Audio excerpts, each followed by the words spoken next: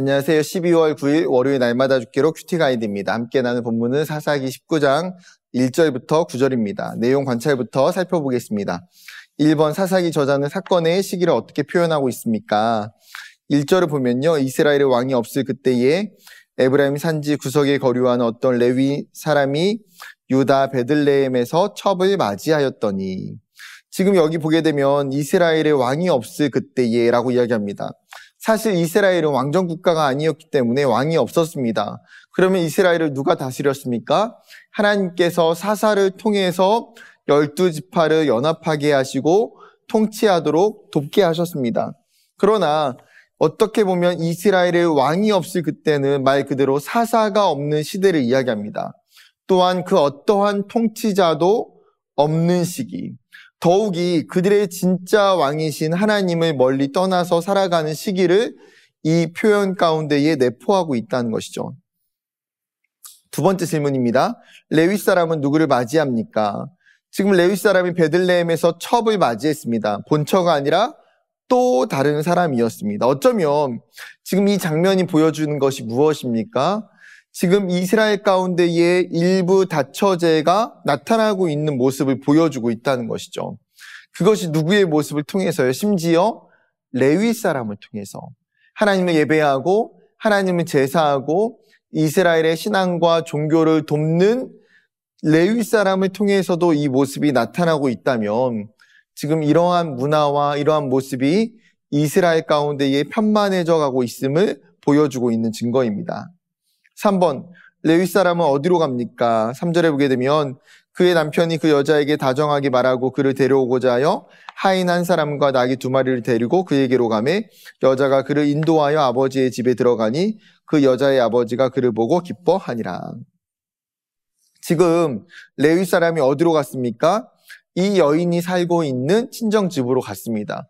그렇다면 가게 된 이유가 뭘까요? 2절에 보게 되면 이 여인이 행음을 했다고 이야기합니다. 여기서 행음이라고 하는 단어는 간음하다, 매춘하다라는 의미를 가지고 있습니다. 즉 직업적으로 반복적인 음행을 이야기하는 단어입니다. 이 여인은, 이 첩은 남편을 배반하고 그에게 등을 돌리고 떠난 모습을 보여주고 있는 것이죠. 어떻게 보면 한 가정이 깨져버린 모습을 성경이 가르쳐주고 있습니다. 그런데 이 첩이 자신의 친정으로 돌아갔을 때에 4개월의 시간이 지나서 레위인은 다시 아내를 데려오고자 지금 그 여인에게 찾아갑니다. 장인은 딸을 찾으러 온 사위를 보면서 굉장히 반갑게 맞이합니다.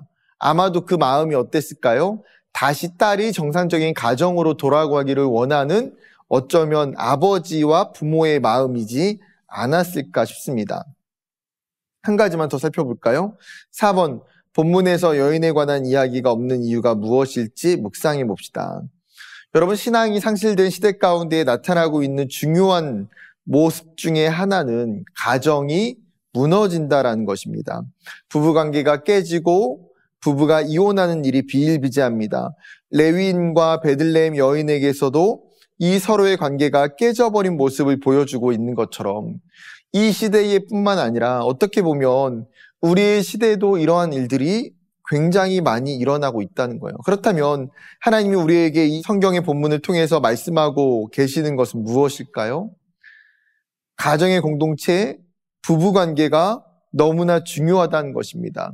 우리가 어떻게 보면 더 지켜야 되고 이 시대 가운데에 귀하게 여겨야 되는 것이 가정의 건강함, 부부관계의 건강함이라는 것이죠. 그래야지 하나님이 주시는 평안과 안정이 그 가정 가운데에 임할 수 있기 때문입니다. 오늘 말씀을 통해서 나는 가정에 하나님이 주시는 화평을 위해서 무엇을 힘쓰고 있는지, 무엇을 섬겨야 되는지 생각해 봤으면 좋겠습니다. 또한 나는 남편으로 아내에게 어떻게 대하고 있는지, 또한 나는 아내로서 남편에게 어떻게 대하고 있는지를 생각하면서 하나님이 원하시는 가정을 이루기 위해서 소망하는 것이 무엇인지를 묵상하는 오늘 하루가 되기를 주님의 이름으로 축복합니다. 감사합니다.